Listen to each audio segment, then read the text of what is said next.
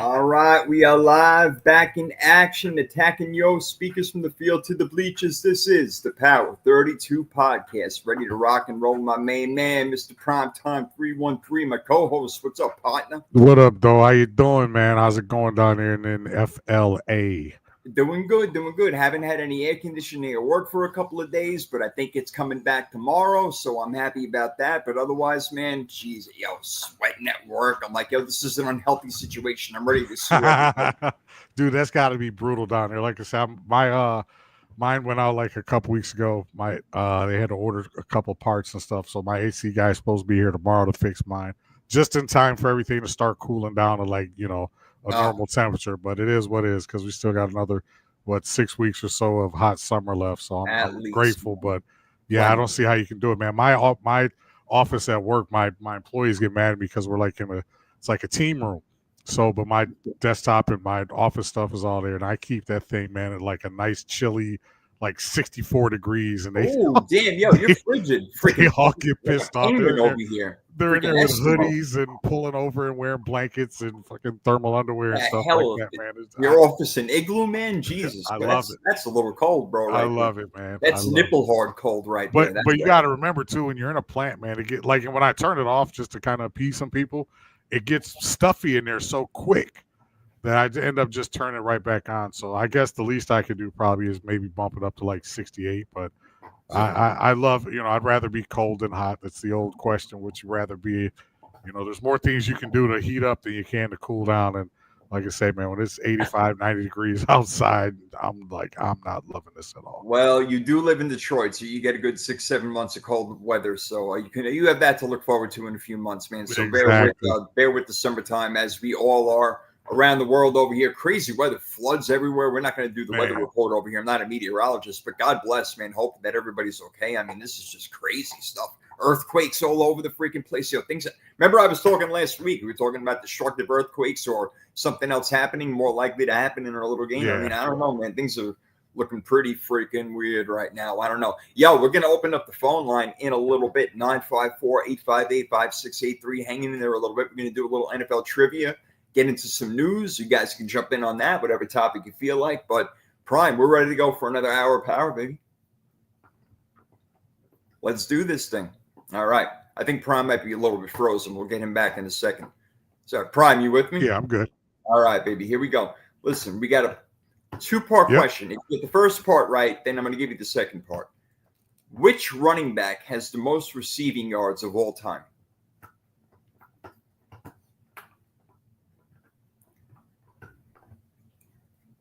Let's see if Prime can come up with it. Yeah, what was that again? You kind of froze up a little bit. Oh, okay. All right. So the question was, which running back has the most receiving yards all time? Which running back, the most receiving yards of all time? Any running back. Oh, I'd have to say, I mean, I don't know if that's the no-brainer that I think it is, but I'm going with who I voted for, one of my number one running back of all time. I have to say Marshall Faulk. Yeah, man, you got it, bro. I had a feeling you would. That's why you get a bonus question, and this one's a little bit harder. All right, you got to tell me now who number 2 is on that list. Number 2. This is tough. Number 2 all-time leading receiver for running backs in NFL history. Yeah. Let's see, if I were to go no-brainer again, it would probably be, and I'll probably miss this one, but I'm gonna just probably state the obvious. I'm gonna say LaDainian Tomlinson. LaDainian Tomlinson is actually 10th all time. Wow. Second is a tough one. You kind of either have to know it or you don't know it. It's Larry Centers, who wasn't the greatest running back. Got a lot of gas for the Cardinals. Yep, you got it, man. Yeah, I remember. Yeah, he was. He actually, I think back when he played, he was better than a lot of their wide receivers. Did he play with Bolden and Fitzgerald or no? No, he was a little bit before those guys. Yeah, when the Cardinals had them wacky ass uniforms. Yeah, a little bit before that. But even Keith Byers is up there at number 4. Marcus Allen. Tiki Barber at number 6. How about that? And then my boy Roger Craig at number 7. Gotta I love would have it. thought Roger Craig would have been a little bit higher. I thought he was like one of Yeah, the guys that kind of yeah. not pioneered it, but he was he was a hell of a receiver out of the backfield, man. He was. His career was a little bit shorter than some of these other guys. I don't know. Yeah. Speaking of Roger Craig, speaking of 49ers, we got David McNiner over here saying, "What up? Let's fucking go 49ers." You got that absolutely right, McNiner. Good to see you in the house, baby. Ready to do some things over here. So yeah, let's get to it, man. I don't want to waste any time. Talking about pressure this season, there's a lot of pressure going around. I want to know who you think has got more pressure when I compare a couple of guys right now. So starting with two guys who have never won a Super Bowl but are ready to win a Super Bowl, and that would be Josh Allen or Lamar Jackson. Who's got more pressure on them this season to get it done? Honestly, I don't think it's as close as some people might think. I think it is Lamar Jackson. Yeah, And for I what don't even, reason? and I think it's not even close. I think first of all, the multiple MVPs, the hype and the hoopla that every single year goes into, to Lamar Jackson and the Ravens, and I think the Ravens as a whole, I think it's kind of, we talked about it before with John Harbaugh. I think it's kind of like a put up or shut up type thing for them, just because of how dominant they've been in the regular season, how Lamar Jackson in particular consistently craps the bed in the playoffs. He'll have a big, last year, the drop touchdown pass, you kind of give him a pass on that a little bit, but he still ended up turning the ball over late. He's got to get out of his own way in the playoffs. And I think Josh Allen has just a little bit more wiggle room, considering that the Bills haven't been as dominant, which is kind of weird to say, haven't been as dominant as the Ravens. But I think when you compare the two, I think Lamar Jackson, just with the multiple MVPs and just, especially like the type of season he had last year, and to not make the Super Bowl at least, get to one. That's the whole thing. Yeah. I'm worried with, at least get to one. And, before you start touting him as the GOAT and everything. But I think Lamar Jackson's got the most pressure, and I don't even think it's close. I actually agree with you. So say what's up to Josh Bev TV, saying what's up to My cuzzo. What's up, cuzzo? Yeah, I actually agree with you. I think it is Lamar Jackson, because especially because Baltimore as a whole, they are a better team. He's got better players surrounding him, and they have that championship pedigree. They won a couple of Super Bowls not that long ago. Yeah, one in 2000, one in 2013. But Buffalo hasn't been to a Super Bowl since they lost 4 in a row in the early 90s. So that's a problem. So Baltimore, you expect more out of from Lamar. Yeah, but there's 2 MVPs. Last year, he could have easily won another one over Josh Allen. And I feel like Josh Allen has maybe proven himself a little bit more in the playoffs already. Does that add more pressure? I don't know, but he's been to 2 AFC championships, but he, like Lamar, both of them can't get past Patrick Mahomes. So who's got more pressure? I agree, Lamar. Some people may say Josh. I don't know.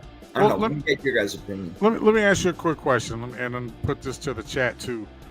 When you have a quarterback like Patrick Mahomes, this is kind of like when Brady was running things and your guy Montana was running things, and do you kind of give players a little bit more slack simply because, like we talk about Jordan and, and guys like that in the league, and Wayne Gretzky and, guys, like the all-time greats, when the all-time greats are currently playing in your era, that's what Josh Allen and Burrow and all these guys are facing right now. They're facing one of the GOATs. And yeah, do we give them a little bit more slack, because it's like, yeah, you got a lot of pressure on you to win a Super Bowl, but you're going up and every year you're trying to beat one of the greatest to ever do it. And do we give them a little bit of slack for that, or does that not even factor in? No, and I'll tell you why. 2 words: Dan Marino. Because Dan Marino had the same thing. He went through an era of really good quarterbacks as well, whether it be Joe Montana, I don't know, Jim Kelly standing in his way, John Elway, whatever it was, whoever it was standing in his way at that point.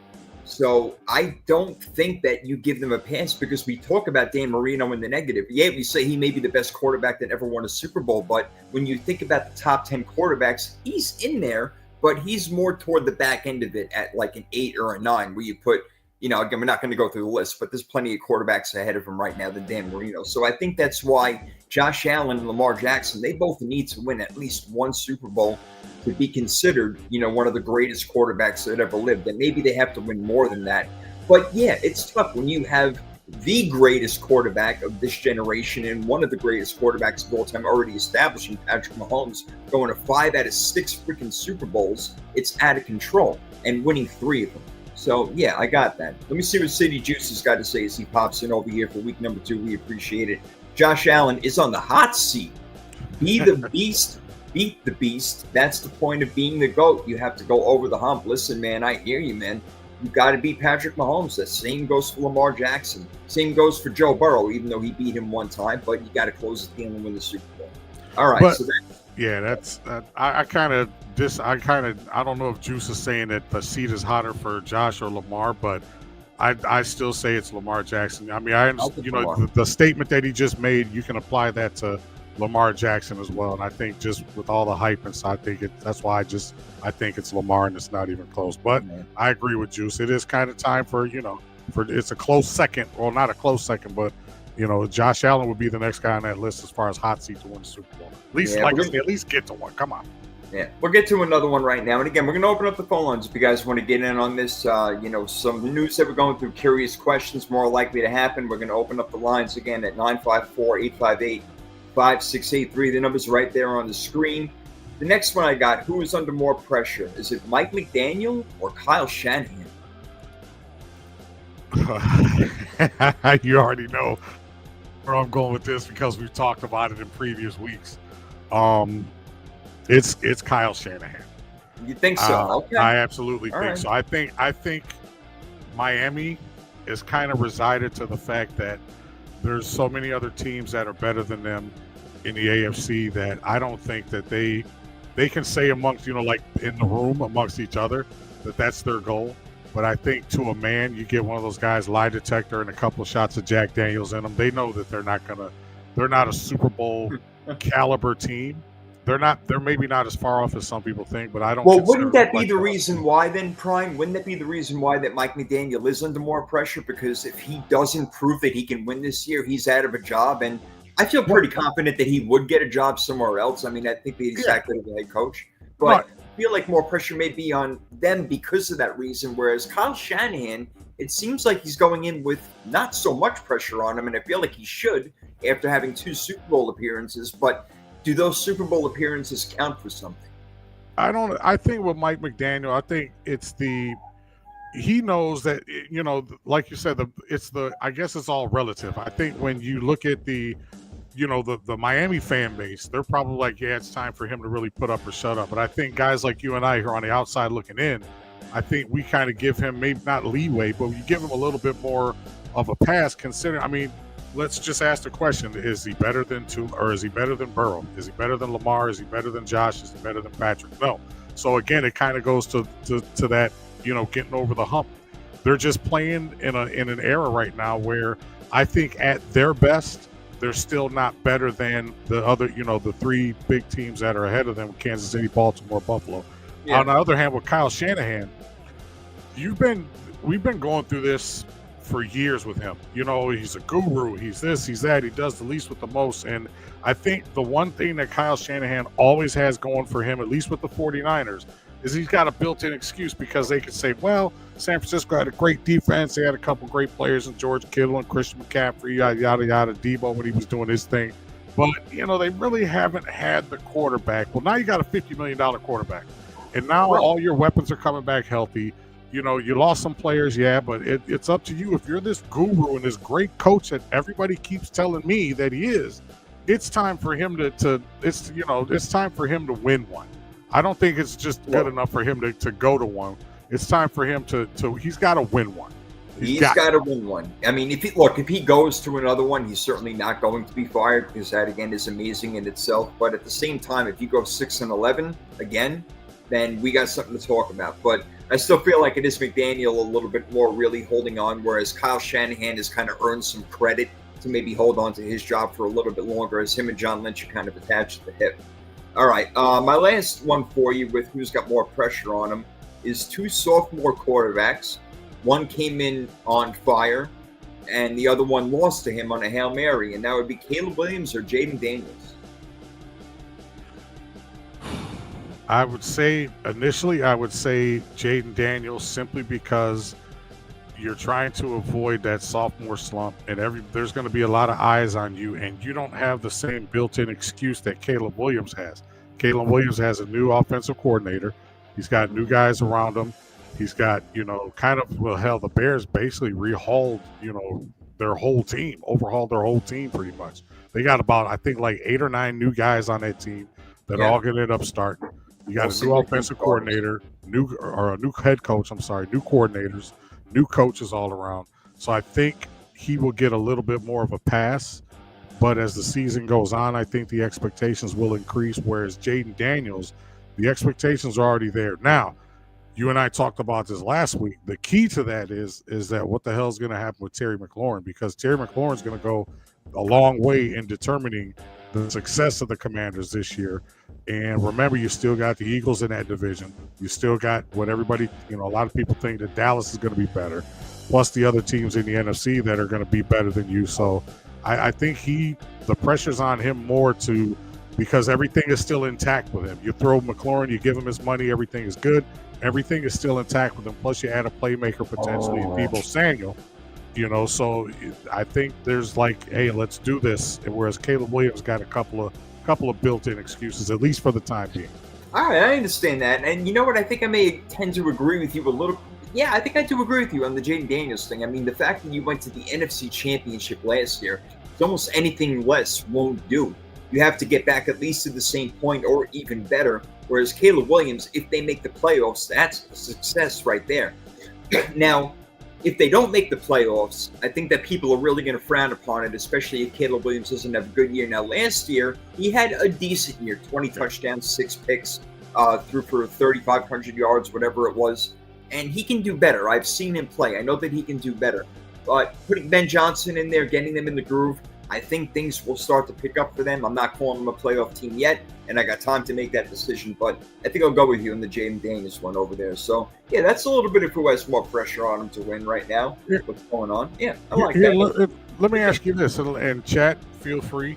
So you said that Jayden Daniels, if they don't get back at least to the NFC Championship game, then that might be a disappointment. But would it really be? Is that what the expectation is now?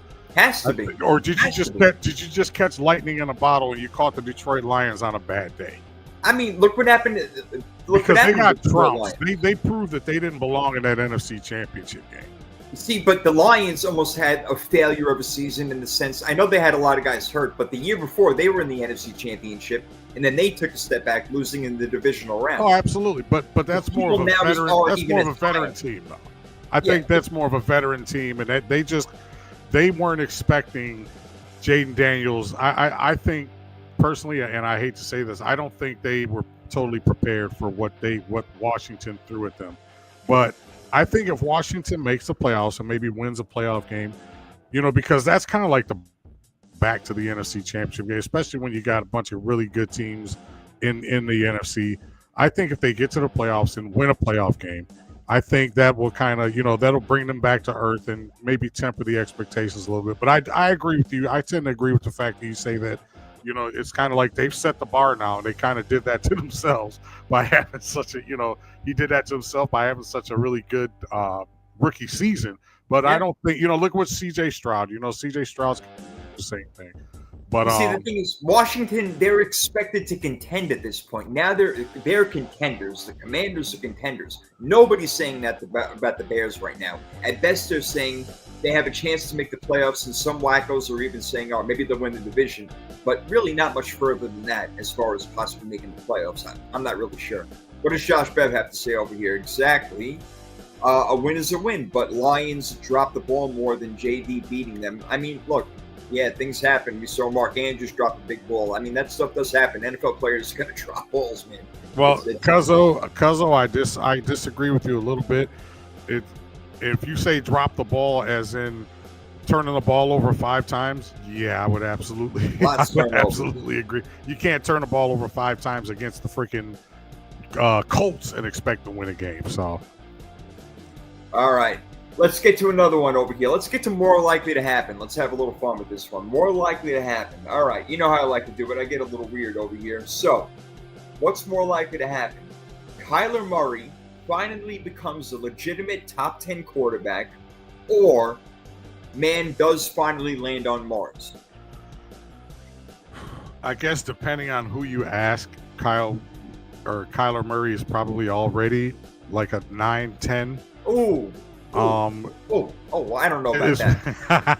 As far as, but I personally don't think so. But there's a lot of people. I know a lot of Kyler Murray fans, man. And they live in Arizona.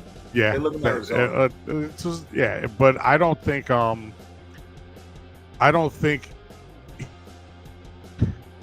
Cardinals about it all the time with this team. The Cardinals are that one team that every year they're like the Cowboys almost. Okay, this is going to be the year. This is going to be the year. Well, this is going to be the year for what? Is this going to be the year that Kyler Murray starts, really, like you say, being a legit top 5, top 8 quarterback that everybody thinks he is, or a lot of people think he is? Or is this going to be the year that if I'm a Cardinals fan, I'd much rather him play consistently and the Cardinals get into the playoffs and win a game than him throwing for 4,500 yards, 38 touchdowns, interceptions, and, like doing all the personal stat things. So, but I think you say, and man likely landing on the moon, at this point, I'd probably say the landing on the moon thing. I think the Cardinals are just one of those teams that, they're stuck in like 8 or 9 wins every year. And to seriously expect big things from them, unless you're a Cardinals fan, I think is unrealistic. Top 10 quarterbacks. Let's go through them real quick and see. All right, Josh Allen, definitely in there. No doubt about it. Lamar Jackson, definitely added from. Joe Burrow is 3. CJ Stroud is probably 4, I would say. Right? Really? You'd rank? No, not number 4 overall, but he's. Oh, you mean just like number of yeah, so overall, yeah. I think CJ Stroud is better than Kyler Murray. And some may argue that. That's okay. Trevor Lawrence, I'm not ready to go there yet, but Patrick Mahomes, Justin Herbert makes 6. I don't want to say Bo Nix. Do you? I'm not ready to. I love Bo, but no, not yet. Not yet. All right, Jalen Hurts would be 7. Jaden Daniels would be 8. I think he's already kind of surpassed him. Okay, you're making me nervous now. You got 2 spots left, and you haven't mentioned somebody yet. And I'm just going down the list right here. Dak Prescott, I'll take him. That's 9.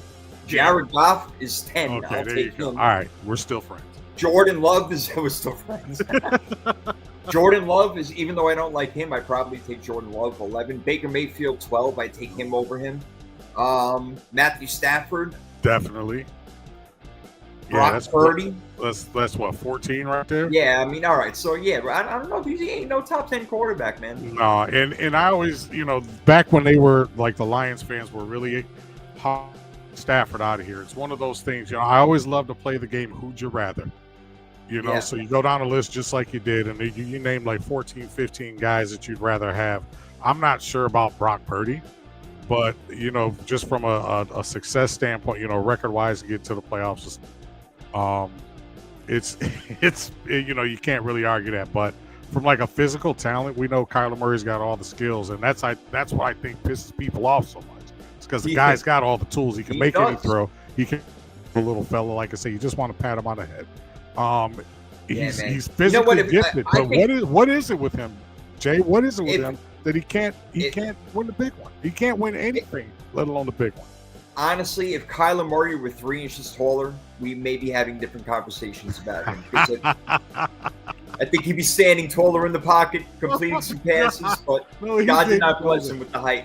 Oh, if he was 3 inches taller. I wish I was a little bit taller. I wish I was a baller. Oh, man. Oh, man. Forget it. Crazy. Oh, that is so funny. This City Juice, thanks for that comment, man. Thank you, appreciate that. Love it. Love it. All right, next one.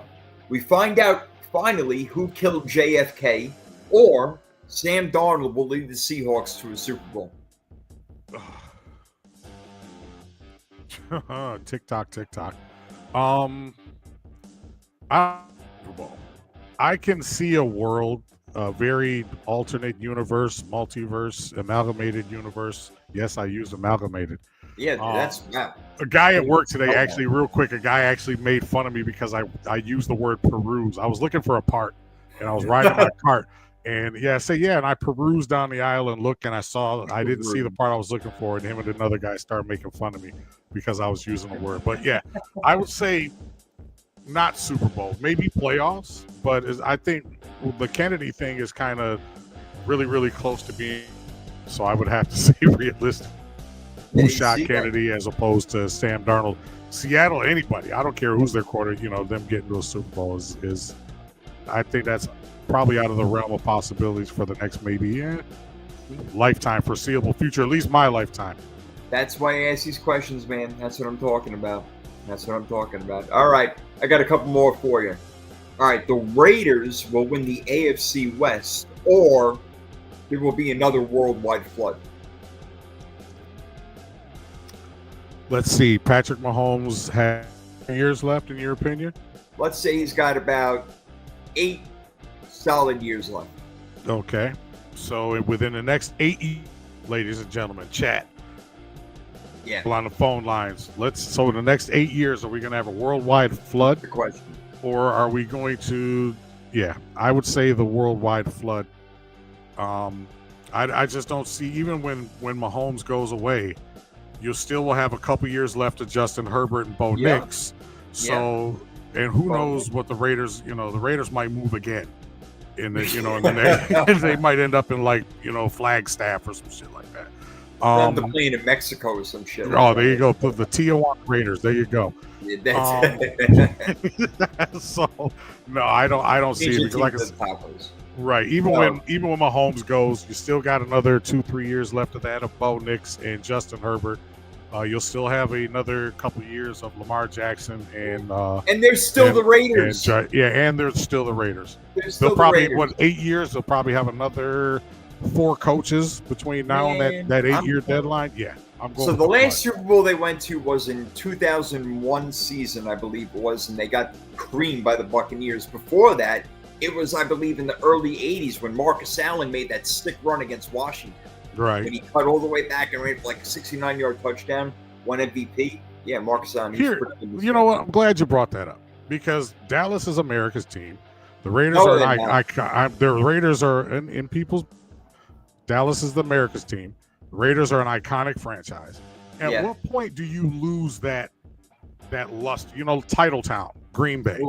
Hockey Town here with the Red Wings. At what point do you lose your iconic, stature? At what point does Dallas no longer be America's team and it's somebody else? Or the Raiders lose that iconic status because you ain't won jack, and the last time you went to the Super Bowl, you got your asses kicked by the other type of pirate. Let me ask you this. Did the Patriots become America's team when they were doing their thing? Did they overtake the Cowboys at some point?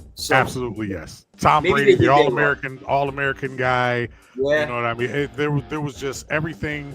The Patriots were blue collar when you really think about it. Tom Brady, for as high profile as he was, they were still basically a blue collar team. They did it with defense. They did it with tenacity. They did it with all the intangibles and not necessarily all of the physical. They didn't physically just overwhelm you. They just outthought you. And I think that, you win as many Super Bowls. Brady, who's not only the face of the franchise, he's the face of the league. When was the last time we could say that about any Dallas Cowboy?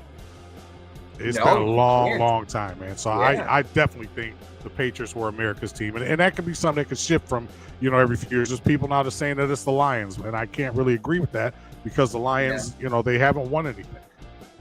Yeah, not yet, but they're like America's sweethearts almost. It's like everybody wants the Lions to win. If you're not a Lion fan, and your team is out, you're kind of rooting for the Lions right now. They're the Cubs. They're the lovable, the lovable losers. They're Adam Sandler of the NFL. They're that lovable loser. Still, Detroit, play the same character in every movie.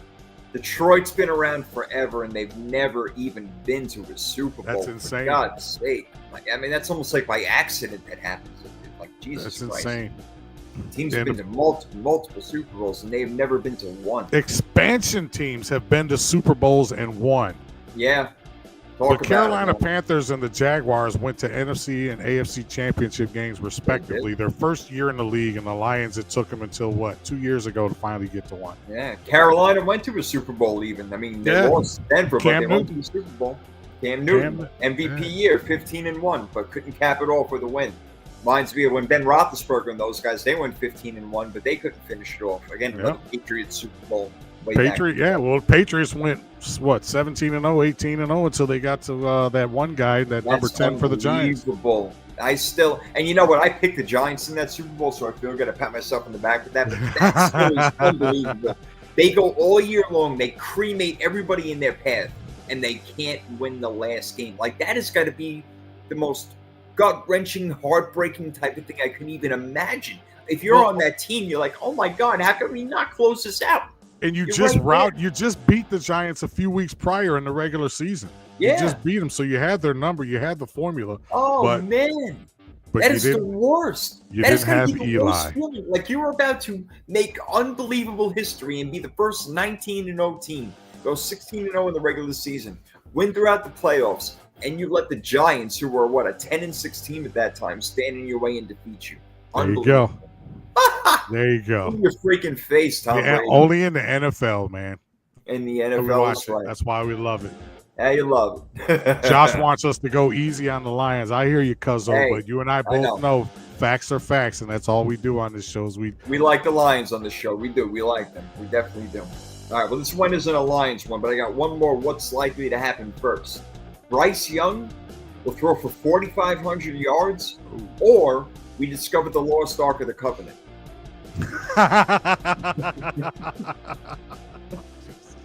Oh my God! Neither one are very likely to happen. That's one of those things where is it improbable or is it? A lot of people don't know how to delineate the two, but there is a difference between something being improbable and being impossible. I think that is as highly unlikely. I don't know, 4,500 yards for. I don't think so. I think the Ark, simply because. He's going with the Ark. I love simply because you have the weapons around you. I know you got McMillan. Then they drafted McMillan. Yeah, they got Ted McMillan. They got McMillan. Xavier legit. But legit to quit. I don't know. Yeah, but you don't really have the weapons around you, and I don't think that offense is tailored for that type of explosion. I mean, he would just have to do something just unrealistically off the charts for him to even throw for like 4,000 yards, in my opinion, let alone 45. Now you're talking, the Burrow, Allen, Drew Brees type, stuff. And I don't see that happen. I see Bowden throwing for 4,500 yards sooner than Bryce Young, but I just think that their offense isn't tailored. They're not that explosive type of offense. They want to keep it close to the vest, especially with their young quarterback. Keep it close to the vest and just keep themselves in a position to win in the fourth quarter. I know it's cliched, but just give yourself a chance to win in the fourth quarter. And I don't think they're like a tailor-made offense. Texas Tech Red Raiders, the old Houston Cougars with Andre Ware and David Klingler, where they're beating people like 98-7, stuff like. I don't think they're that type of offense. Gotcha. Well, you mentioned Bo Nix and the Broncos real quick, so you know what? I want to go there for a second, actually. Let's change the tune on this one, as a matter of fact, since we're going to switch it up over here. I want to talk about the Broncos for a minute and their chances in that division. If you guys want to get in on this, I will put it at the phone line again, but it's up there if you need it, 954-858-5683. A lot of people are liking the Broncos, and I like the Chargers. Stay away from that for a minute. I've gone over them up and down, left and right. I think the Chargers are the one to contend with the Chiefs. But Denver has got a great defense that people are really loving. And, you look at some of the names that you got there, and very recognizable, from DJ Jones to Alex Singleton. Patrick Surtain won the freaking defensive MVP last year. Dre Greenlaw and Talanoa Hufanga come over from the 49ers. They drafted Jody Barron. So they got a lot of guys, man. But the thing is, on offense, do they have enough? They brought over J.K. Dobbins. R.J. Harvey is their rookie running back. And it's Cortland Sutton, who I like, and Marvin Mims, and then not too many other guys. Pat Bryant, and their tight end is Evan Ingram, who they brought in this year, who has gotten better since he left your New York Giants. But with all that being said, do you think Denver can really contend for this division? Yes. But I think the problem is that we have to ask ourselves, we know Kansas City's the cream of the crop in that division, but we have to ask ourselves, first is, are they better than the Chargers? And so in order for them to win that division, they would have to be better than the Los Angeles. I do that shit every week. Yeah. They would have to be better than the Los Angeles Chargers. I think right now, coin flip, I think the Chargers are a slightly better team simply because I think they're a little bit deeper. I think Jim Harbaugh is the absolute perfect coach for that team. But I don't see a world maybe in the next maybe 2-3 years from now when Patrick Mahomes maybe starts to slow down a little bit. But I think, man, it's going to be tough for anybody other than the Kansas City Chiefs to keep winning that division. Now, we do know that Travis Kelce's probably going to have a slightly reduced role. This might be his last year. Who knows how long Andy Reid's going to keep coaching. That's a big thing that nobody wants to talk about. Nobody talks about that. But from a standpoint where you're looking at like the next team up in that division, I would probably put the Chargers over them as much as I love Bo. But Justin Herbert's an Oregon quarterback too, so I'm not losing anything there. I'm not losing any credibility there with my love for Oregon quarterbacks. I don't see them. I don't see them, Jay, in the next. I mean, do you? What do you think? I mean, do you see a world where maybe in the next 2-3 years that they could possibly win that division? I picked the Chargers last year to win the division, and if it wasn't for those 95 one-possession games and the lucky kicks and all this and that for the Chiefs, the Chargers probably would have won that division. Well, the Chargers can win the division. They were 11-6 last year, I think it was, and the Chiefs still finished at what were they, 15-2 or something like that? I think like 14-3 or something. Yeah, they were 15-2. Were they 15-2? And the Chargers 11-6, Broncos 10-7. And I can see Denver kind of having that same sort of record. I don't think that they're contenders this year. Will they be in the near future? They're going to have to get more firepower on offense, or Bo Nix is going to have to be better than what we think. He's going to have to take another step forward, or maybe in a quantum leap. I mean, the guy is good, but he doesn't put up these unbelievable numbers, and maybe he doesn't have to in Sean Payton's offense if they can get a running game going, and if their defense plays that well, they can play more ball control style offense and have Bo Nix kind of cut the field in half and do what he does best, play on the run a little bit. So, sure, it is possible because it is more than the quarterback. And how long are the Chiefs going to be able to keep all these core players around? Right. Kelce is not as good as he was. He's going to retire soon. Chris Jones, who knows how long he's going to be there. They have drafted well. I'll give them, credit with that, with guys like, McDuffie and Karlaftis, and Nick Bolton is an excellent player. So they know they know what they're doing, and they got good coaching. So it is going to be tough to knock them off anytime soon. It will be. Okay, I know we're not doing Broncos radio here, but so I think when you look at Sean Payton, the way that he's coaching the Broncos right now with Bo Nix, I think he's coaching them differently than the way that he did the Saints, simply because that he has a better defense. The Saints never really had like a top. They had a couple defenses here and there. They got a lot of takeaways, but they were still a defense that gave up a lot of yards, and they were, always top 5, top 8 as far as how many points they gave up. I think he's not coaching Josh or Bo Nix the same way that he was coaching Drew Brees, simply because he's got a better defense, so he can probably play it a little bit closer to the vest and maybe change his coaching style a little bit, simply because he's got a better defense than he's had in the past. So he can probably take a little bit longer to bring Bo Nix along. As long as they're winning 10 games and being in the playoffs right now, I think for the next couple of years that might be okay for that fan base. Yeah. We'll see. But eventually, you got to win. Denver hasn't won since 1998. It's been a long. Oh no, I'm sorry. What am I talking about? They won with Peyton. And, They went to 2 of them and got trounced in one and squeaked by in the other. Yeah, that was when Peyton was actually awful. That was his last year. He didn't play well. He had 7 touchdowns. No, I think 9 touchdowns and 17 interceptions that year. He was not good. He was playing without a head, man. He was basically and that's tough to say because he's got one of the biggest heads in the world. I know. I mean, his neck was so messed up it couldn't support that big, that billboard forehead anyway. And I love Peyton Manning. He did have that one magical year though, where he threw like 55 touchdowns, like 5,500 yards or whatever it was. It was just that record stands today. Let's play a question for a minute here. Could you make a case? Let's take the 7 Super Bowl, all things being equal. Let's take the 7 Super Bowls away from Tom Brady. Oh yeah, just no problem. Could you make a case? Let's just throw them out. So Peyton's got 2. So let's say Brady had 2. Could you make a case for Peyton Manning being the greatest quarterback of all time? Yeah, you could, but you still might lose that argument, being the fact that Tom Brady was still able to win later on in his career, That's where I was going. Such a late age. that it's really that amazing. And again, his touchdown to interception ratio is, I think, maybe second to only Aaron Rodgers, or it's way up there. I don't know, man. I used to love Peyton Manning. Was my favorite quarterback to watch. So I liked him over Brady, and I rooted for him over Brady.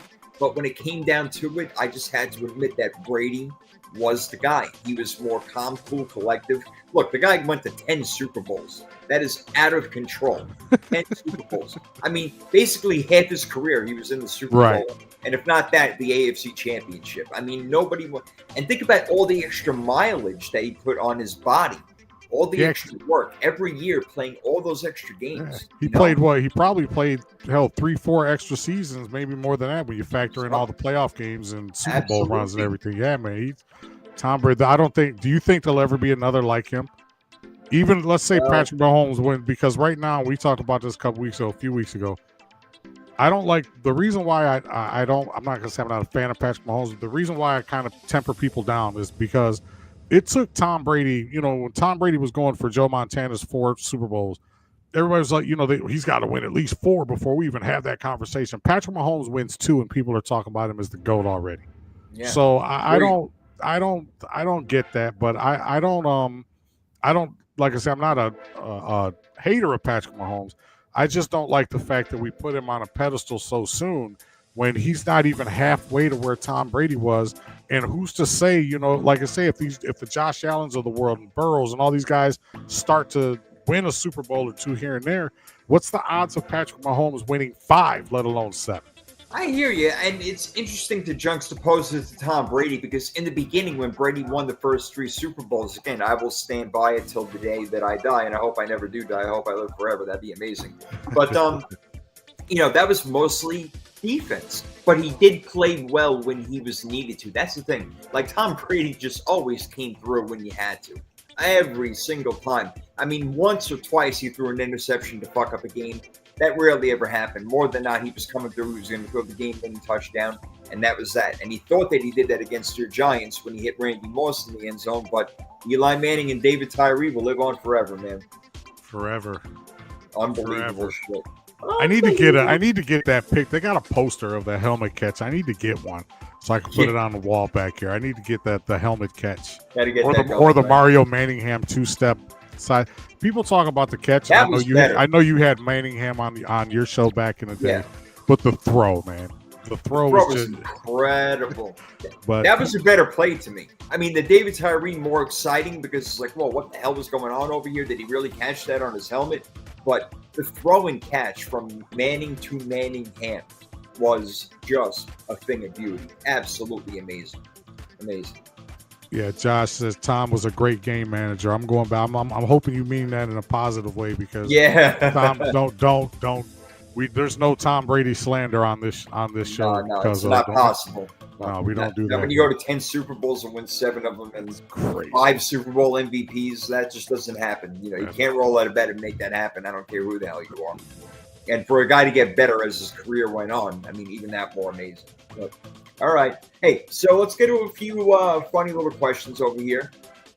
Out of all the teams in the league, who do you think can go to worst to first? And the possibilities are the New England Patriots, the Cleveland Browns, the Titans, the Raiders, your Giants, the Bears, the Saints, and then maybe the favorite, the 49ers. What do you think?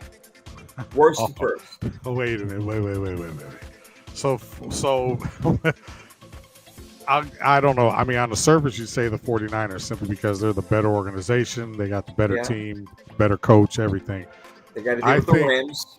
Yeah, I would think that it's going to be tough for the Bears to go worst to first simply because the Lions are still in that division. The Giants, there's absolutely no way because you're not going to catapult the 3 teams ahead of you in that division.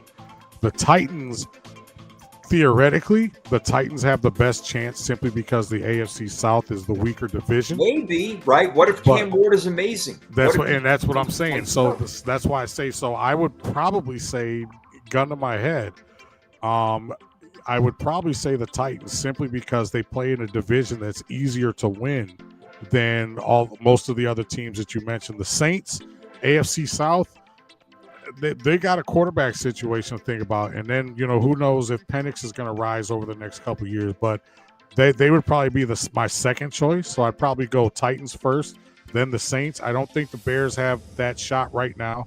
I don't think like I say, the Giants, it's impossible. And a couple other teams you mentioned, Cleveland, they're not going to catapult the 3 teams ahead of them. Patriots, now, New England probably be my third choice because Buffalo's an injury away from Josh Allen to be in the New England Patriots. There you go. So that's what would have to happen. So so give me the Titans, then the Saints, then the Patriots. Those would be my top 3. All right. Yeah, if you guys want to get in on this or anything else, I'll throw out the number one more time: 954-858-5683, laying there on the screen. Yeah, to go from worst to first, I would probably still say the 49ers have the best chance because they're one of the better coached teams in the NFL. They do have a really good quarterback, not fantastic in my opinion. I'm a 49er fan, so I can freaking say that. But they do have still a good foundation around them, not as good as it used to be. But yeah, I would think the 49ers probably number 1 in that department. Then I would agree, Tennessee too. But even I like the Texans, man. I'm still picking them to win that division. Jacksonville should get better. I'm not down with Daniel Jones and the Colts, man. I don't see that. Whoa. Yeah. Sorry, I don't you're not down with Vanilla Vic? What's going on there? What are you right, doing? You're messing with Daniel Jones. Danny Dimes. Danny freaking 10 pennies is more like what it is.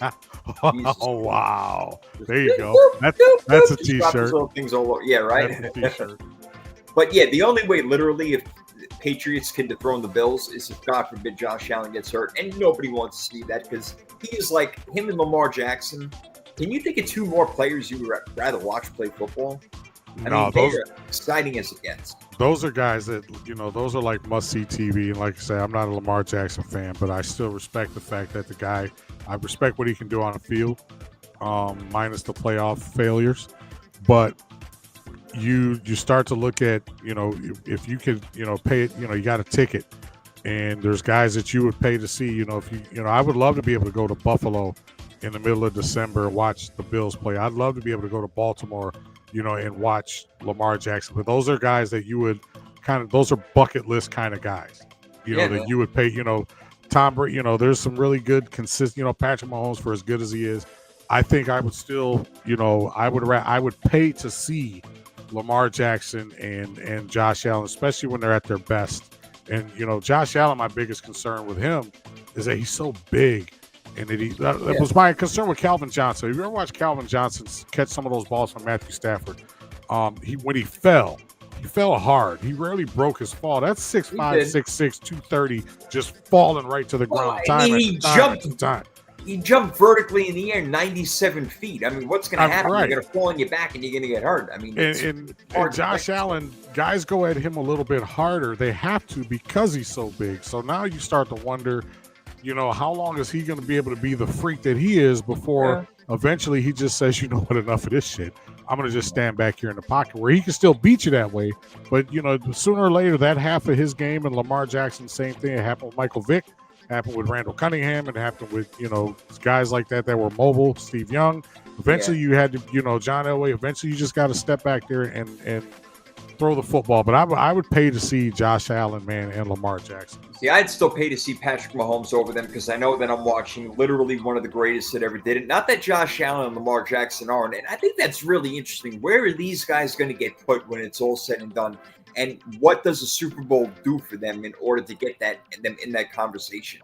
Because Lamar Jackson and Josh Allen have every single thing that you want in a quarterback, but they're just missing that hardware. They have the individual hardware and the MVPs, but they don't have the Super Bowl. But if they would each get a Super Bowl apiece, I think it'd be really interesting to consider them maybe top 10 quarterbacks of all time. Because we're not going to go through the top 10 quarterbacks of all time list. Now, we did that before. Maybe we did that. You can go back in the archives and check that one out if you want to. Check that one out. But I mean, you would really have to consider, because what we're watching right now out of these guys is incredible. And another guy who may want to put his name in there is Joe Burrow. He's got all the skill, all the talent to do it. He's got the talent, literally, in T. Higgins and Jamar Chase to do it again. He could throw for 5,000 yards this year, 50 touchdowns. I mean, I can totally see it happening, but his defense has got to get there. So that's another thing. And last year statistically, his offensive line was the worst pass blocking offensive line in the league. So he had an MVP season. I think his quarterback rating was like 77, which in theory, when you break the numbers down, I won't get all geeked out right here, but I think that puts you at like a 13-4 record. If you go by his quarterback rating and his statistics, they should have finished 13-4. And the fact that he had statistically the worst offensive line and statistically the worst defense in the NFL, and for him to still put up a season the way he did, that might have been, you wasted one of the all-time great quarterback seasons because your defense couldn't stop anybody and your offensive line couldn't block, and he still put up massive numbers. So as great as Josh Allen and Lamar Jackson were, Joe Burrow probably had a better year than them. Absolutely, man. If they would have gone to the playoffs, he probably would have won MVP of the regular season. Okay, we got some breaking news over here in the chat. Now, Cuzzo, we're going to have to talk about this when we see each other. You would pay anything to see a prime Ben Roethlisberger play. I will say this. I will say this.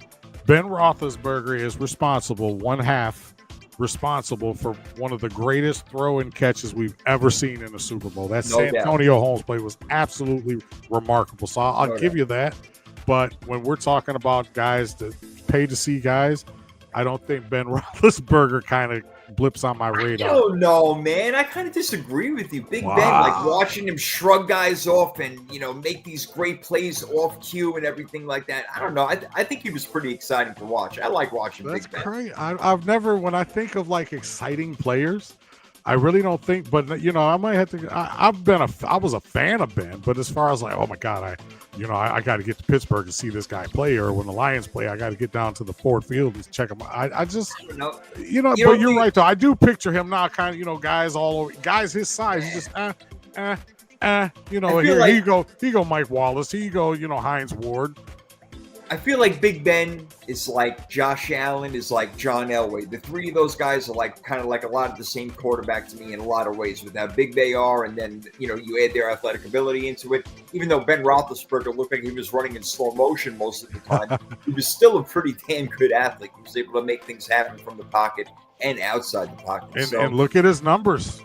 People, you'd be shocked when you look at his passing numbers. Like, wow. His yards. Really? It's like yards, he had. So I mean, no doubt. You and Josh Bev might have a point there. You guys might have swayed me a little bit. No, I dig it. Coming around to our side a little bit. Oh, he said the Steelers were prime time.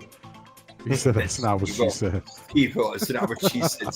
Love seeing Steve-O in the chat. Yeah, one more team I want to bring up, and then we're going to get out of here in a few minutes over here. Let Prime wake up, sometime again, get a reasonable amount of sleep over here. I'm high. I'm telling you, man, I'm high on the Dallas Cowboys this year. I really am. I think their offense is going to be explosive to the point where I'm putting Dak Prescott in my top 3 MVP candidates right now, brother. Wow. I really am. I don't know how great their running backs are going to be, but I know they're going to throw the ball well. Dak is looking at 4,800 yards and 40 touchdowns this year. If he can keep his interceptions low, look, George Pickens and CeeDee Lamb is going to prove to be a lethal combination. They have good guys up front to block for them. Everybody named Tyler in the world, from Booker to Guyton to Smith. And they have a lot of good players. And I like Jake Ferguson at tight end. And then you add in like a Gavante Turpin guy who can take the top off the ball. I think there is so much potential for that offense. Now, do I love the defense? I like Dante Fowler. I like Osa Odigizue, if I'm pronouncing that correct. Kenneth Murray Jr. is on that team. We know what Trayvon Diggs can do if he's going to be healthy. Deron Bland. They got guys, man. They got players. And if Brian Schottenheimer can get up in there and coach some football, I think the Dallas Cowboys are going to be a really good team. I really, really do. You see City Juice, and you say Steve-O said you got to give up your 49. Yeah, give me your 49 card. So I'm just trying to call it like it is, man. Top 3 MVP candidate, Dak Prescott. I'm trying to mark it down. Yo, again. You know what I'm the guy that told you Philadelphia here's my pen. was going to the Super Bowl. What's that? I was the guy that told you last year Philadelphia was going to the Super Bowl and winning that damn thing. I called this thing. I'm not saying Dallas going to the Super Bowl, but watch out. They're going to have a killer regular season. They're going to win 12, 13 games. You know what? Here, City Juice and Steve-O, we're the 3 of us are in agreement. I think I think Jason is an undercover Dallas Cowboys fan because Oh God, no. he's saying Get that things. bird out your mouth. He's saying things that Cowboy fans say. You know, the Dak. I can't. I'm trying to just if you go just with the big three, with Allen, Mahomes, and Jackson, then you throw in Burrow, then you throw in Jalen Hurts. I don't think Jalen Hurts will put up the numbers. Then you go to your sleepers. I could see him being a sleeper, maybe. You know what? Now that you kind of say it out loud, because it's not going to be guys like Goff. Matt, here's a sleeper. Here's a sleeper MVP for you. That guy that plays for the Rams, number 9. Matt Stafford. I like that. I'm telling you, they're he can stay healthy. Yo, I'm with you, man. If he can stay healthy, I think the Rams can go all the way. Did you hear that, Chad? We all heard that, right? Mm-hmm. He did. Prophet just said that top 3 MVP candidate. You know what? I'll put some chips on it. I'm sure it'll be a value pick. It might be like a plus 600, plus 700 type thing. So I'll see as we get closer to the season what Vegas says. I might throw a couple zucchinis on it. I'm gonna throw a couple of bag of donuts on it myself. There you go. First I name like Joe. Prescott, man. I do. I think he's a good quarterback. Not great. I think he's a really good quarterback, and I think that with these guys, a lot can happen, man. You know what, too, though, Jay, and now that now we start thinking about it out loud, the stats you mentioned probably not too far fetched because, as we already talked about, who the hell's going to run the football? Right. They might be the most pass-heavy team in the league, and they do have the receivers to get it done. Yes. But. Yeah, 4,800 yards, 40 touchdowns. I don't see that being out of the realm of possibility, which I guess by default would put him in the MVP conversation, especially if Dallas is winning. That's the key. Right. They have That's to win. The key. If they win 11 games, he's right there in the mix. There you go. I think that's the biggest thing. Obviously, he's not only does he have to play really well and put up big numbers, but they have to win. And that's the thing. I believe Dallas this year is going to have a really good team. I think they make the playoffs. I still probably think that Philly wins that division. We're going to talk about that actually as we go along. Will be some upcoming changes. We'll let you guys know. We may end up moving the show to Tuesday so we can talk about the week after and the week before all in the same show. But we'll get to all that anyway. But yeah, I'm totally big on them. I'm totally big on Dallas this year. So we'll see what happens, man. Do you think? God, what were we going to say? No, go ahead. You first. No, I was just going to say, so when you look at like the landscape, let's just take the NFC. When you look at the landscape of the NFC, actually, we'll just do both. Do you think the NFC is more wide open for somebody new, or do you think the AFC is more wide open for somebody new for us to maybe see a Super Bowl matchup that doesn't include the Eagles or the Chiefs? Yeah, that's a really good question, man. I don't think there are enough contending teams in the NFC to overtake Philly. Now, I'm not saying Philly is definitely going to be the NFC champions, but you look at Washington. I mentioned Dallas. There is Detroit. And then after that, maybe the Rams. But when you talk about the AFC, you could throw the Chargers in there now with the Texans, all right, and the Broncos, along with the big boys like the Ravens and the Buffalo Bills. And if you believe in the Cincinnati Bengals this year. So I think that it's a little bit easier in the NFC to get there because I don't think that there are as many teams that you have to worry about. So do you think that does the AFC, and this is probably a silly question, and chat tell me if I'm being ridiculous. So do you think the AFC has what makes the AFC more difficult? Is it just because they have overall better teams, or is it just because they have overall better quarterbacks than the NFC? I think it's because Patrick Mahomes is there. Literally, that's why. He's the best quarterback, and there is a reason, and he's a huge reason why Kansas City has been again to 5 Super Bowls in the past 6 years, and they won 3 of them. And the only reason why they've lost the other 2 is because the defensive line crushed the offensive line. He is that good. He is, if you want to say it, the next Brady. I'm not going to go into this whole GOAT conversation. I'm not doing it. But he's doing Brady-type things right now. He's doing stuff we've really even never seen before. It's unbelievable. They had a chance to even three-peat where no team has even gotten that opportunity. So when you have to go up against Patrick Mahomes, and you know what, if that doesn't work out, you got to deal with Josh Allen, Lamar Jackson, maybe Jim Harbaugh and those guys over there. Yo, too hard in the AFC. Steve-O puts up the odds. It says Purdy is plus 2,800, and Dak is plus 3,500. I would switch that, and I don't think, unless that's just something he's just saying. But I don't see Dak at plus 3,500. That's like Caleb. That's like Caleb Williams odds right there. That's to me that doesn't seem. I wonder where you got that from, Steve-O. Send me the source on that so I can look and talk to my guys. Because plus 3,500 for Dak Prescott, like I say, that's something, that's like a Anthony Richardson type odds. So, but I would take that all day. If that's legit, I'd drop $100 on that tomorrow. I think I saw something like that. That's crazy. When we were doing our odds for MVP, I think that it was something that high. They don't believe in Dak Prescott this year. That's why I think I'm going to put some money on him, man. I'm telling you, bro. I wonder what the odds are, and I'm going to look that up, and I'm going to have that. I wonder what the odds are for him to finish top 3. I would love to Don't see forget, that. A couple of years ago, he finished top 3. Yeah, he did. He probably would have finished top 3 last year if he wasn't hurt. Yeah, man. So he says it's the casino. You watch the refs. I watched the refs today giving Spags a timeout and a bunch of stuff. Well, yeah, I don't. Let me see. Let me see where I can find Dak Prescott. I'm looking on. I wonder if I see him at plus 3,300 on Vegas Insider. Really? So who's? Yep. So what's like Allen Burrow? What's those guys? Is it showing that? So yeah, chat there with us. We're trying to win you some money here. Allen is plus 600. Lamar is plus 500. These are roundabout numbers right now. Burrow plus 600. Patrick Mahomes plus 650. Jaden Daniels plus 850. That's ridiculous. Then it jumps a little bit. Jalen Hurts plus 1,800. Herbert at 1,800. Baker Mayfield at 3,300. That's ridiculous. There's no way I'm putting Jaden Daniels. Would you say plus 1,800? Plus 850. Plus 850. And Dak is plus 3,500. Dak is plus 30. That's where my money is going, man. All day. 3,500. Come on, right? You got to take a chance on something like absolutely. that. Absolutely. Put $10 on that is 350. But yeah, give me. I'm gonna put my bet. I'm doing this shit right now. Yeah, we're gonna do, and I don't know. Put my bet in.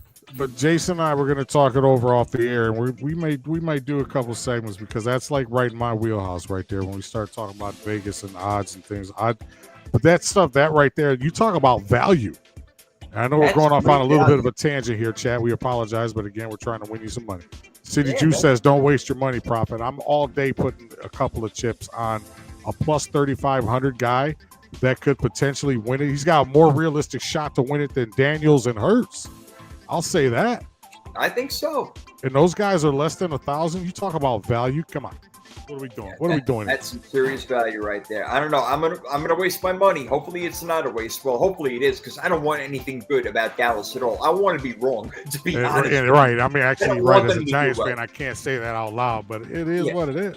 Yeah, I don't want them to do well. But you know what? I'm going to be realistic. I'm going to be objective when it comes to my betting. That's how I'm able to win a couple of dollars during the season and not be a schmuck. You know, so that's a schmuck. I like that word. I don't be a schmuck. When we do the season, when we get into, week, I'm probably going to save the real betting until like week 3, 4, and start getting into it. But, we're going to give our stuff out. We're going to give our best bets of the week along with our picks and everything like that. I'll give you guys free information. Don't worry. You don't got to send me nothing. But if you want to, you can sell me. I'm cool with that. No problem. Yeah, and just so you guys know, too, in the chat and spread the word that I'm probably going to be doing some college football stuff, too, especially here. And I'll give you a tip. I'll give all you guys out there a tip. The first 3 weeks of college football, the first 3 to 4 weeks of college football are probably the most profitable you're going to be because eventually Vegas is going to get that money back at the end of the season. There was a spread last year that when Alabama went to Wisconsin, and Wisconsin was like -6. That was the easiest. You talk about the easiest money you'll ever win in your life. And Alabama went in there and rolled Wisconsin because Madison is such a difficult place to play. It was still Alabama versus Wisconsin. They could have played on an island, and that game would have ended up the way it did. But yeah, make sure you check us out because I'll be giving some college bets and stuff if anybody's interested. This could potentially be a very profitable year for some of you guys. So make sure you tune in. Make sure you guys spread the word about the call-in number. Make sure you spread the word that we're out here. We're out here. We're doing the damn thing. So make sure you stick with us. 32 podcast with Prime and the Prophet, baby. That's what you're going to get baby. every week. So we will talk about this. We'll keep you in the loop. If we're going to move to Tuesday when the season starts, if we're going to change times or anything, right now, sticking with it Thursday, 8 o'clock Eastern. Catch us here. And don't be afraid to come in the. We love you guys in the chat. Don't get me wrong. Steve-O, City Juice. I mean, everybody's been here. Josh Bev TV. We had McNine here earlier. So we appreciate all you guys. We love you. But hey, man, if you want to talk, get in on that call next time, man. We got the line open for a reason. But for now, we're out of here. Prime, I had a great time as always, man. Always, my brother. All right. We'll do it again next week, baby. We'll see you. Peace. Peace.